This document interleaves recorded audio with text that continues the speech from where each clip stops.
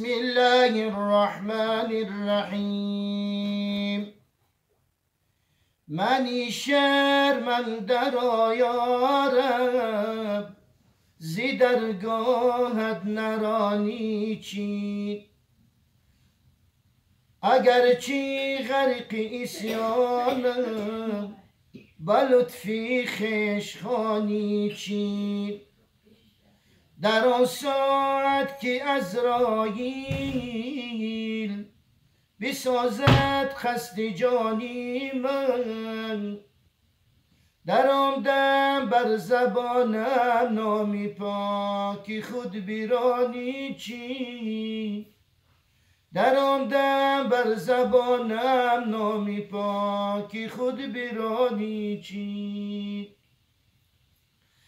اسیری تار دامی عنکبوتی نفسی شیطانم، اسیری تار دامی عنکبوتی نفسی شیطانم.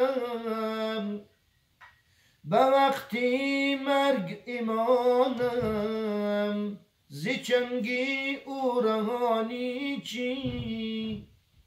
به وقتی مرگ ایمانم، زی چنگی او رهانی چی.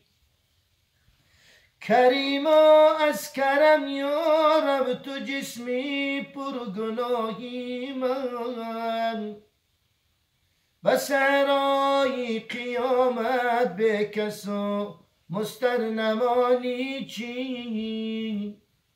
به صحرای قیامت به کس و مستر نمانی چی. بود باریک تر از موی و از شمشیر براتر، که بر یک طرفت العین از صراطم بگذرانی چی. که بر یک طرفت العین از صراطم بگذرانی چی.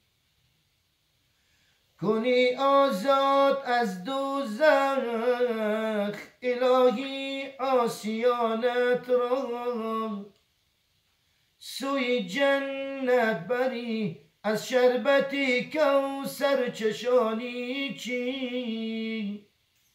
سوی جنت بری از شربتی کوثر چشانی چی.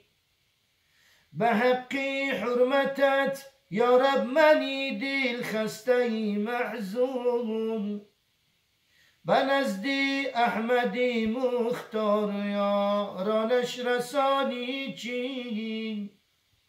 به نزد احمدی مختار یارانش رسانی چی. اللهم صل على محمد وعلى آل محمد وسلم.